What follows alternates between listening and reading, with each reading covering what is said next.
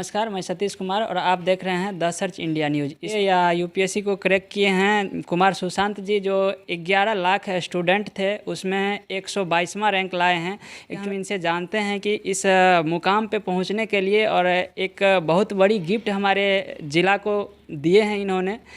तो किस तरह से आप तैयारी किए हैं और कैसे इस पद को हासिल किए हैं, तो ये सारे चीज़ का जानकारी हम इनसे लेंगे। सबसे पहले आपको बहुत बहुत बहुत बधाई कि आपने इस एग्ज़ाम को क्रैक करके और हमारे ज़िला के लिए एक ऐसा पद ला के दिए हैं ज़िला में, तो इसके लिए बहुत बहुत बधाई। Thank you so much. तो आप इसका जो स्टार्टिंग तैयारी का किए थे तो कब से किए थे सर? जब मेरा ग्रेजुएशन कंप्लीट हो गया था 2021 में, तो 1 जुलाई से मैंने तैयारी शुरू कर दी थी और उसके बाद मैं लग गया था तैयारी में। और इसका क्लास कहाँ किए थे सर जी? नहीं, मैंने कोई क्लास नहीं की थी। मैंने सेल्फ स्टडी पे रिलाई किया था और मैंने अपना शेड्यूल बनाया, अपने हिसाब से देखा कि मैं कैसे से क्या कर सकता हूँ और उसी हिसाब से मैं चला। तो ये आप कहीं बाहर रह के किए थे या कि एकदम घर से ही किए थे? नहीं, घर से ही। मेरी पूरी पढ़ाई घर से ही हुई थी। एक मेरा जो स्टडी रूम था उसी में मैंने 9 घंटे का शेड्यूल बनाया हुआ था और पूरे 2 साल में यहीं रह के मैंने कंप्लीट किया। ये आपका 10th 12th है, ये सब कहाँ से हुआ था सर? 10th और 12th मेरा फॉरबिसगंज से हुआ था। मिथिला पब्लिक स्कूल से मैंने 10th की है और विद्या मंदिर फॉरबिसगंज से मैंने 12th की है। ग्रेजुएशन मैंने रामलाल आनंद कॉलेज दिल्ली यूनिवर्सिटी से की। तो एज़ पर तो वैसे आप कहते हो कि हाँ मुझे यूपीएससी देना है, लेकिन वो बहुत मैं ये सीरियसली तो उस टाइम नहीं कहता था। तो लेकिन असल में जब मैं 3rd ईयर जब कोविड हुआ और 3rd ईयर के मैं था ग्रेजुएशन में, और तब मुझे सोचना था कि आगे मुझे करना क्या है। और एक थॉट मेरा था कि मैं मास्टर्स करूं, लेकिन अपने सब्जेक्ट में मुझे उतना कॉन्फिडेंस नहीं रहा था कि मैं इसमें मास्टर्स करूं। और मुझे ऐसा भी रहा कि मेरा स्पेक्ट्रम ऑफ रहता था कि मैं बहुत सारे सब्जेक्ट्स में थोड़ा थोड़ा जानूं, रादर दैन कि एक ही सब्जेक्ट से मैं पढ़ता चला जाऊं। और सिविल सर्विस की प्रिपरेशन ऐसी है कि आपको हॉरिजॉन्टल प्रिपरेशन बहुत करनी पड़ती है, नंबर ऑफ़ सब्जेक्ट्स बहुत रहते हैं। तो वो मेरे लिए ऐसा मुझे लगा कि मैं कर सकता हूँ, तो मैंने 3rd ईयर में ये तय किया। तो आप घर पे लगभग कितना टाइम स्टडी करते थे? मेरा शेड्यूल जैसे मैंने बताया कि 9 घंटे का था। मैं कोशिश करता था कि 9 घंटे मैं कंप्लीट करूं, लेकिन 80% ऑफ द टाइम्स ऐसा होता था कि मैं 8 घंटे ही कंप्लीट कर पाता था। और बीच में जब एग्ज़ाम्स नज़दीक रहते थे तो मैं 10 से 10.5 घंटे भी पढ़ता था। अच्छा, ये पढ़ाई लिखाई के अलावे आपका फिर और किस फील्ड में रुचि था? मुझे स्पोर्ट्स देखना, क्रिकेट देखना तो खासकर बहुत पसंद है। और मैंने आईपीएल के ऑलमोस्ट सारे मैचेज पिछले साल भी देखे, इस साल भी देखे। क्योंकि मुझे लगता है कि अगर एक एक्टिविटी आपको ऐसी पकड़नी चाहिए कि जो आपको नहीं तो आप सिर्फ एग्ज़ाम मोड में ही रहोगे तो वो 2 साल बहुत लंबा टाइम होता है। माइंड को रिफ्रेश करने के जी, लिए कुछ चाहिए। तो वो मैं क्रिकेट बहुत देखता था, थोड़ी बहुत मूवीज़ देख लेता था, लेकिन वो बहुत ज़्यादा तो नहीं देख पाया था। और उसके अलावा मैं ब्लॉगिंग करता था। ब्लॉगिंग मैं पोएम्स वगैरह लिखता था। तो जब मुझे लगता था कि मैं पूरा थक हार चुका हूँ इमोशनली, मेंटली, तो कोशिश करता था कि पोइट्री के थ्रू थोड़ा मैं ठीक हूँ, तो मैं ब्लॉगिंग करता था उस टाइम। तो पोएम्स आप अभी तक में कितना लिखे हैं? अब मुझे इतना याद नहीं है। मैंने ब्लॉग्स बहुत सारे जिसमें आर्टिकल्स वगैरह भी मैं लिखता हूँ, तो वो 65-70 अराउंड पिछले 2 सालों में लिखे होंगे। अच्छा, आपका जो स्टडी रूम है हम चाहेंगे कि वो दिखाएं, आप कहाँ बिल्कुल से स्टडी करते बिल्कुल थे? बिल्कुल, आइए। तो चलिए चलते हैं सर का स्टडी रूम, जो जहाँ पे सर अपना पूरा टाइम देते थे पढ़ाई के प्रति और उससे ही आज ये सफलता हासिल हुआ है। तो आप देख सकते हैं सर यहीं पे बैठ के अपना स्टडी करते थे और इसी रूम से आज इन्होंने यूपीएससी को क्रैक किए हैं। और सर आपका एज अभी कितना हुआ होगा सर? 22 साल। एक बहुत बड़ी बात है कि 22 साल में ही इन्होंने यूपीएससी के एग्ज़ाम को क्रैक किए हैं और लगता है कि फर्स्ट अटैम्प्ट में ही किए हैं। जी हाँ। फर्स्ट अटैम्प्ट में, ये बहुत बड़ी बात है कि इस एज में आज बहुत सारे स्टूडेंट इस असमंजस में रहते हैं कि हम कैसा डिसीजन लें, क्या करें नहीं करें। और वो एज में अभी ये सर जो हैं अपना एक रास्ता चुन के यूपीएससी को क्रैक करके आईपीएस बनने वाले हैं। तो अब ये चाहेंगे कि सर आईपीएस जो बनेंगे तो फिर आईएएस बनने के लिए आप तैयारी करेंगे या कि फिर इसी से प्रमोट होके जाने? नहीं, मुझे नहीं लगता कि आईपीएस से तो आप अपने डिपार्टमेंट में प्रमोशन हो गए। और रही बात आगे जाने की, तो मैं कोशिश करूँगा, क्योंकि फिर उतनी ही मेहनत लगेगी एक और अटेम्प्ट के लिए, तो मैं सोचूंगा कि आगे चल के मैं जिस चीज़ के लिए मैंने एग्ज़ाम के लिए ट्राई किया था वो मैं पाऊँ। अच्छा सर, ये जो है आप इसमें कौन कौन सा बुक को ज़्यादा ये करते थे? देखिए, जो स्टैंडर्ड बुक्स सभी यूज़ करते हैं, जैसे पॉलिटी के लिए लक्ष्मीकांत, एनवायरनमेंट के लिए शंकर आईएएस की बुक, और मॉडर्न हिस्ट्री के लिए स्पेक्ट्रम, और बाकी तो जितनी एनसीईआरटीज़ की बुक होती हैं, इकॉनमी, पॉलिटी, हिस्ट्री, ज्योग्राफी, तो वो मैंने यूज़ की थी। अब तो आपकी जहाँ जॉब लगेगी वहाँ आप जाएंगे, और उसके बाद फिर आप जो इतने बड़े मुकाम पे पहुँचे हैं, इतने बड़े आपके ऊपर जिम्मेवारियाँ हैं रहेगी ही, पूरे डिस्ट्रिक्ट का हो या जो भी हो, तो उसके बाद फिर आप अपने जिस क्षेत्र से हैं इस क्षेत्र के लिए क्या योगदान देंगे, या कुछ सोचे हैं ऐसा कि हम अपने क्षेत्र के लिए भी कुछ करें? देखिए, मुझे लगता है कि जब समय आएगा और मेरे पास में अपॉर्चुनिटी आएगी, तो मैं उस हिसाब से कोशिश करूँगा कि अपनी मैं बेस्ट दे सकूँ। और रही बात सेक्टर्स की जहाँ मुझे काम करना चाहिए, तो मुझे लगता है कि एंटरप्रेन्योरशिप बिहार के लिए आज के टाइम में बहुत इंपॉर्टेंट है।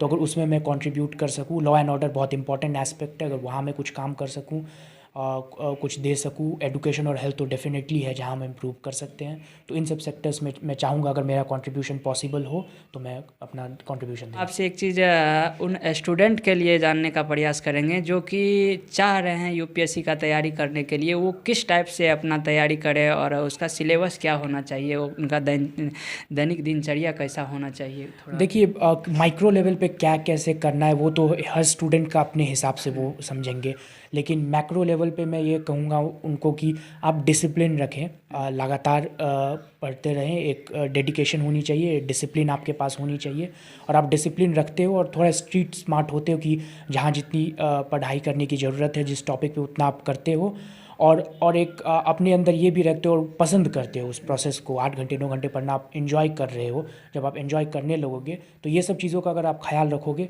तो आपकी तैयारी सही ट्रैक पे रहेगी।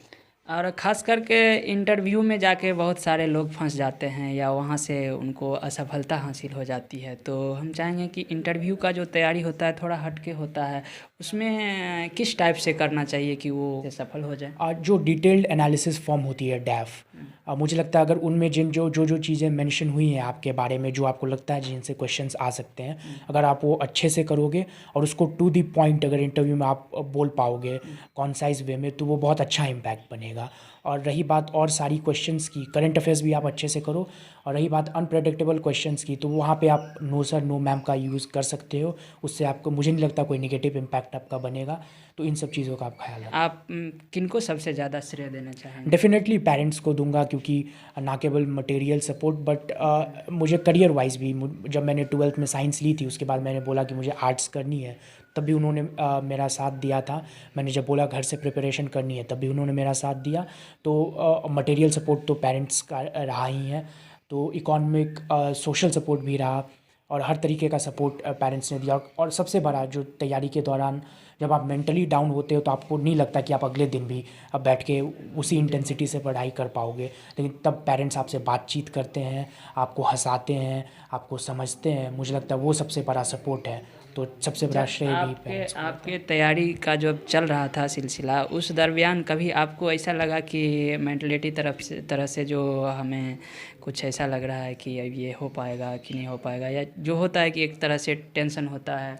जी हाँ, सेल्फ डाउट तो इस एग्ज़ाम में आपको हमेशा आपका पीछा करता चलेगा, और अनसर्टेनिटी से आप हमेशा घिरे रहोगे। जब रिज़ल्ट आने से कुछ घंटों पहले मुझे ये भी नहीं पता था कि मैं लिस्ट में रहूँगा या नहीं रहूँगा, क्योंकि छोटे छोटे मार्जिन्स होते हैं, आप प्रेडिक्ट नहीं कर सकते हो। ये सब सिचुएशन अगर आता है तो उससे निकलने का कोई ये बताइए, जो इससे कैसे हटा जाए? देखिए, मैंने तो सिंपल चीज़ें सोची थी कि आप फाइनल रिज़ल्ट के बारे में ना सोचो, क्योंकि जब तक आप प्रोसेस के बारे में सोचते चलोगे तो आप कम सोचते हो कि क्या होगा क्या नहीं होगा, मेरा नहीं हुआ तो क्या आगे क्या करूँगा। लेकिन जब आप प्रोसेस के बारे में सोचते हो, आप दिन में मैं क्या कर रहा हूँ उस पर फोकस करोगे रादर दैन कि क्या होगा, तो मुझे लगता है कि आप उसको, हम पूरी तरीके से नहीं बच पाओगे लेकिन ज़्यादातर टाइम में बच पाओगे। तो मैं चाहूँगा आप ये अपना सकते हो। अच्छा, आप सेल्फ स्टडी के लिए अपना घर को ही क्यों चुने? आप बहुत सारे लोग तो बाहर भी जाते हैं, तो आप यहाँ रहना क्यों पसंद किए जो घर से करेंगे? देखिए, घर में मेरा कंफर्ट रहा। मैं प्रिविलेज्ड होता है कोई भी इंसान जब घर में रहता है, और क्योंकि आजकल ऑनलाइन सोर्स भी इतने अवेलेबल थे, मुझे लगा कि डूएबल है, आप घर से बिल्कुल कर सकते हो। और जब पेरेंट्स के साथ रहते हो तो इमोशनल सपोर्ट भी रहता है। तो मुझे, और क्योंकि एक जो बाहर जाने की चाह रहती है अपने होम टाउन से एक्सप्लोर करने की, क्योंकि मैं ग्रेजुएशन में दिल्ली में रह चुका था, तो वो भी नहीं कमी रह गई थी। तो मुझे लगा कि घर, और कोविड टाइम भी था, आप ऑलरेडी घर से में रह चुके थे, आप समझ चुके थे कि मैं कर सकता हूँ या नहीं। तो ये सारे फैक्टर्स ने हेल्प किया, और मैंने तब डिसाइड किया कि नहीं, मेरे लिए घर ही मेरा बेस्ट ऑप्शन होगा। सोच रहे हैं अभी 10th में ही है, वो सोच रहे हैं कि जो हम इसका तैयारी करें तो वो क्या करें हम? देखिए, मैं बात यूपीएससी तक तो नहीं रोकूंगा। आज के ज़माने में तो यूपीएससी बस एक एग्ज़ाम रह गई है, क्योंकि और सारी ऑप्शंस इतनी आ चुकी हैं, मतलब बहुत मल्टीट्यूड ऑफ ऑप्शंस है। तो मैं बेसिक बात कहूँगा सभी के लिए कि अगर आपको कोई चीज़ मिल गई है जो आपको करना आपको बहुत पसंद है, किन्हीं को कोई इंस्ट्रूमेंट बजाना पसंद हो सकता है, किन्हीं को सिंगिंग करना पसंद हो सकता है, किन्हें डांसिंग हो सकता है, किसी को शेयर मार्केट पसंद हो सकता है, किसी को एंटरप्रेन्योरशिप पसंद हो सकती है, किसी को राइटिंग पसंद हो सकती है, पोइट्री लिखना पसंद हो सकती है। अगर आप कोई ऐसी चीज़ आपको है जो आप बहुत पसंद करते हो, तो डेफिनेटली आप उसमें आगे बढ़ने का कोशिश करो, क्योंकि हाँ, और जब आप करोगे और वो परफॉर्म करोगे तो ज़्यादातर चांसेस आपके सक्सेस होने के हैं रादर देन फेलियर होने के।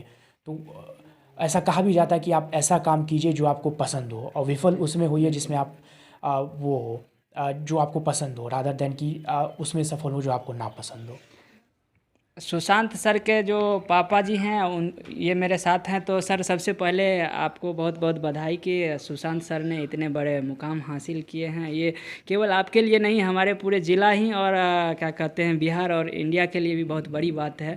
तो सर इनके बारे में आप ये बताइए कि शुरू से किस तरह से आप इनको मतलब गाइडलाइन दे रहे थे, जो कि इन्होंने इतना कम समय में, सबसे बड़ी बात है कि बहुत कम एज में इन्होंने ये मुकाम हासिल किए हैं। इस एज में लड़के लोग जो हैं कुछ निष्कर्ष लेने में भी सोचते हैं कि क्या करें क्या नहीं करें।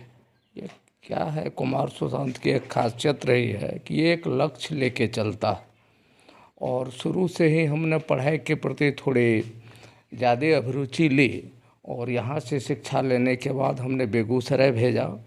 बेगूसराय से होने के बाद फिर फॉरबिसगंज गया, और वहाँ से फिर दिल्ली एडमिशन करा।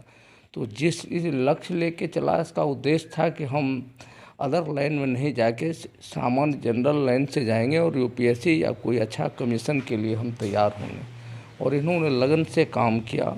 हम लोग सिर्फ यही गाइड देखते थे कि ये जिस दिशा में जा रहा है उस दिशा में सही ट्रैक पर है या नहीं, तो ये अपने सही लक्ष्य की ओर बढ़ा। हम लोग उत्साहित करते रहे कि कोई बात नहीं, एक चांस में होगा, दूसरे में होगा, तीसरे में होगा, लेकिन लगे रहना। और जब काम करोगे तो कुछ न कुछ फल ऊपर वाला देगा। आज उसका परिणाम आया समूह के स्नेह से। आप तो टीचर भी हैं सर, उन बच्चों के लिए क्या कहेंगे जो बच्चे अभी मतलब शिक्षा ग्रहण कर रहे हैं, या जिनका मानसा है कि आगे चल के कुछ करें? देखिए, सिर्फ बच्चे ही नहीं, बच्चे से ज़्यादा उनके अभिभावक को सही रास्ता पकड़ना होता है। कोई भी इंस्टीट्यूट नहीं है कि आपको कुछ दे देगा, वो सिर्फ एक मार्गदर्शक होता है। शिक्षक भी मार्गदर्शक मात्र होते हैं। आजकल ऑनलाइन सिस्टम में गूगल के माध्यम से सारी चीज़ें हैं, आप ले क्या रहे हैं, इस प्रकृति में भी ढेर सारा सीखने की चीज़ है। आप जो ले रहे हैं उस हिसाब से बच्चे अगर सही रास्ते में, और अभिभावक अपने बच्चे पर हर वक्त ध्यान देते रहे, तो निश्चित रूपेण वो बेहतर होता है कि वो आगे जाके अच्छा करेगा। लेकिन अगर बच्चे स्वयं को नहीं देख के, या उसके अभिभावक दूसरों को देखने में अपना ध्यान लगाते हैं, तो कठिनाई उत्पन्न होती है। और साथ ही साथ ये भी है कि ऑनेस्टी पूर्वक अपने कर्तव्य को कीजिए। जिस भी क्षेत्र में आप हैं तो निश्चित रूपेण सफलता मिलेगी। मेरी लोगों से यही अपील है कि जिस भी काम में आप हो उसको बिल्कुल निष्ठा के पूर्वक काम कीजिए, निश्चित सफलता आपकी बात में। बिल्कुल। तो आप देख रहे थे सुशांत सर जी हमारे साथ थे, और उनके पिताजी भी थे।